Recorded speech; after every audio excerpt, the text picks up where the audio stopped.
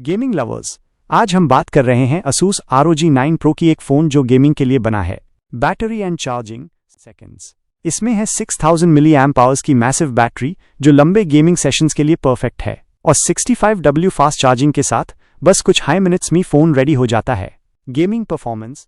Snapdragon 8 general 3 processor और Adreno 750 GPU के साथ ये फ़ोन हर गेम को बटरी स्मूथ चलता है। 165 हर्ट्ज AMOLED डिस्प्ले और ultra responsive touch controls gaming का मजा डबल कर देते हैं। Price and verdict 31।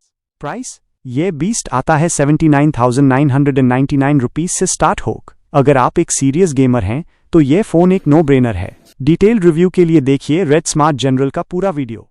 And like, share और सब्सक्राइब करना ना भूलना। Welcome back to the Red Smart Gen channel. Here you will understand everything from A to Z. We will also perform price analysis for battery displays. Please subscribe to my channel, Red Smart Gen.